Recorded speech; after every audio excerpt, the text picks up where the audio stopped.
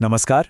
चलिए इस विश्लेषक यानी एक्सप्लेनर में सीधे आगे बढ़ते हैं और हाल ही में हुई डोनाल्ड ट्रंप और शी जिनपिंग की मुलाकात के उन छुपे हुए कूटनीतिक पहलुओं को समझते हैं। दरअसल इन दोनों नेताओं की जो बिल्कुल क्रिस्प 8 के वीडियो फुटेज सामने आई है ना, उसने तो जैसे मूक कूटनीति का एक मास्टर क्लास ही खोलकर रख दिया है। अक्सर बड़ी बड़ी घोषणाओं पर ही सबका ध्यान जाता है, लेकिन इन हाई रेजोल्यूशन 8 के वीडियोज में कैद छोटे छोटे इशारे और माइक्रो एक्सप्रेशंस वो सच में बहुत कुछ कहते हैं। इस एक्सप्लेनर का ढांचा बिल्कुल साफ है। हम शुरुआत करेंगे माइक्रो एनालिसिस से, जैसे बॉडी लैंग्वेज और सत्ता का दिखावा, फिर कूटनीतिक शैलियों में अंतर, कूटनीति का व्यापार, ताइवान की रेड लाइन, थ्यूसिडाइट्स ट्रैप को समझेंगे और आखिर में क्षेत्रीय कूटनीतिक प्रभाव पर आएंगे। तो आइए पहले भाग की तरफ चलते हैं। सत्ता का दिखावा, विश्व मंच पर उठाए गए छोटे छोटे पर बेहद अहम कदम। अब यहाँ जो सबसे दिलचस्प बात है वो है जमीन आसमान का अंतर। एक तरफ यात्रा से पहले की आक्रामक बयानबाजी, तगड़े टैरिफ और धमकियों की बातें, और दूसरी तरफ वहां पहुंचने पर एकदम शांत सधा हुआ शक्ति प्रदर्शन। स्रोत बताता है कि जहां अमेरिका से निकलने से पहले ट्रंप लगातार धमकियां दे रहे थे, वहीं चीनी राष्ट्रपति ने अपनी चुप्पी और स्थिरता से उस पूरी बेचैनी को बिल्कुल शांत कर दिया। ये कोई इत्तेफाक नहीं था, बिल्कुल एक सोची समझी कूटनीतिक चाल थी। Great hall of the people की इन 39 सीढ़ियों पर एक नजर डालते हैं। ये सिर्फ सीढ़ियां नहीं हैं, बल्कि एक फिजिकल टेस्ट हैं, और 8K वीडियो रेजोल्यूशन में ये डिटेल्स कितनी साफ दिखती हैं। एकदम शांत और स्थिर शी जिनपिंग थके हुए दिख रहे ट्रंप को ऊपर ले जा रहे हैं। ट्रंप थोड़े हाँफ रहे हैं, रुकते हैं, और जिनपिंग उन्हें विश्राम का मौका देते हैं। ये छोटा सा पल चिल्ला चिल्लाकर बता रहा है कि इस वक्त नियंत्रण किसके हाथ में है। और हाँ, प्लानिंग किस लेवल की थी इसका अंदाजा इस एक डिटेल से लगाइए। स्वागत के लिए जो ऑनर गार्ड्स लगाए गए थे ना, उनकी औसत लंबाई जानबूझकर ठीक 188 सेंटीमीटर रखी गई थी। क्यों? ताकि वो 190 सेंटीमीटर लंबे अमेरिकी राष्ट्रपति के सामने किसी भी तरह से छोटे या कमतर ना दिखें। एक झटके में ये पुरानी धारणा तोड़ दी गई कि चीनी लोग अमेरिकियों के मुकाबले शारीरिक रूप से छोटे होते हैं। मास्टर स्ट्रोक है ना। खैर, अब बढ़ते हैं दूसरे भाग पर, कूटनीतिक शैलियों में अंतर, बेचैनी बनाम शांति। एक देश किसी मेहमान का स्वागत कैसे करता है, ये उसके भू राजनीतिक आत्मविश्वास का सबसे बड़ा सबूत होता है। यहाँ स्रोत एक बहुत ही जबरदस्त तुलना करता है। एक तरफ है गले मिलने वाली आतुर कूटनीति, जहां नेता मेहमानों की तरफ आगे दौड़ पड़ते हैं, जैसे भारत के प्रधानमंत्री या यूएई के राष्ट्रपति, और दूसरी तरफ शी जिनपिंग का एकदम शांत कैलकुलेटेड आगमन। वो जानबूझकर किसी मेहमान का पहले से इंतजार नहीं करते। जैसे ही ट्रंप की गाड़ी आती है, ठीक उसी सेकंड जिनपिंग वहां एंटर करते हैं। कोई जल्दी नहीं, कोई बेचैनी नहीं, सिर्फ और सिर्फ ठोस स्थिरता। चलिए अब तीसरे भाग पर आते हैं, कूटनीति का व्यापार। आखिर दबाव और मूल्यांकन का ये पूरा खेल कैसे चलता है?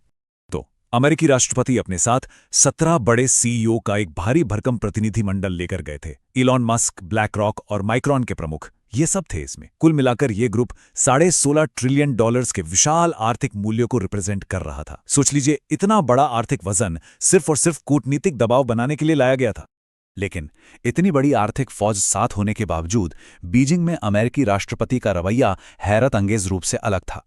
स्रोत इस बात पर जोर देता है कि जो ट्रंप यूरोप के नेताओं के साथ लगातार आक्रामक रहते हैं, वो जिनपिंग के सामने इतने विनम्र थे जैसे किसी स्कूल के प्रिंसिपल के सामने दूसरी क्लास का कोई बच्चा बैठा हो। $16.5 ट्रिलियन का वजन यहां बिल्कुल बेअसर लग रहा था। आइए अब चौथे भाग की बात करते हैं, जो असल नीतिगत चर्चाओं पर आधारित है। ताइवान, रेड लाइन और उसको लेकर बदलते हुए रुख। अमेरिका के सुरों में आया ये अचानक बदलाव वाकई ध्यान देने लायक है। जो अमेरिका पहले धमकियां दे रहा था, अब उसके राष्ट्रपति न्यूट्रल रहने और कूल डाउन होने की बात कर रहे हैं। दरअसल जिनपिंग ने बहुत क्लियर कर दिया था कि ताइवान उनके देश की सबसे सख्त, सबसे बड़ी रेड लाइन है, और इस बयान से साफ झलकता है कि इस रेड लाइन को कितनी एहतियात और सावधानी से पार होने से बचाया गया। अब बढ़ते हैं पांचवें भाग पर, थ्यूसिडाइट्स ट्रैप, एक प्राचीन इतिहास और एक आधुनिक चेतावनी। ये हिस्सा वाकई दिमाग खोलने वाला है। शुरुआती भाषणों के दौरान अमेरिका और चीन के रिश्तों को समझाने के लिए इस ऐतिहासिक ढांचे का इस्तेमाल किया गया।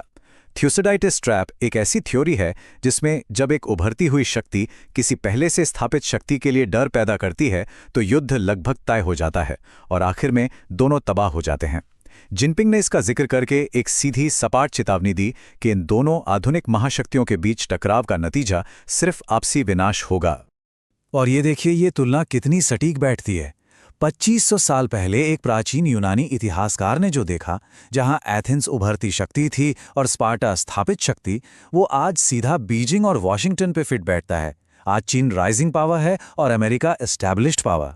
इस ट्रैप का जिक्र करना इस बात की ताकीद था कि दोनों को इस आग में जलने से बचना ही होगा।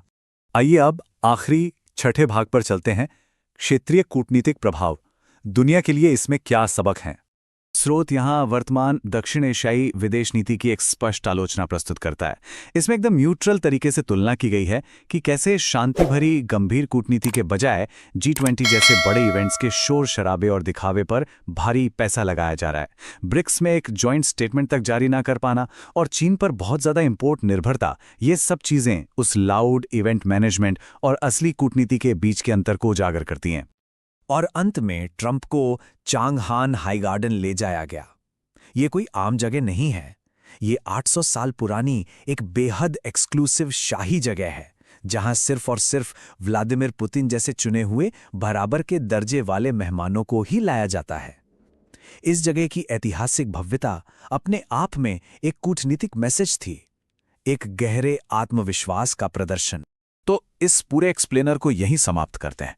आज जितने भी तथ्य 8 के वीडियोस के माइक्रो एनालिसिस और इतिहास की चेतावनियां सामने आई हैं, उनसे एक बड़ा सवाल जरूर निकलता है। एक ग्लोबल सुपर पावर की असली पहचान आखिर होती क्या है? क्या ये चिल्ला चिल्ला कर शोर मचाने वाले दिखावे में है, या उस शांत, बिना बोले सब कुछ कह देने वाली स्थिरता में? ये एक ऐसा सवाल है जो आने वाले वक्त में जियोपॉलिटिक्स की पूरी दिशा तय करेगा। इस विश्लेषण से जुड़ने के लिए बहुत बहुत शुक्रिया।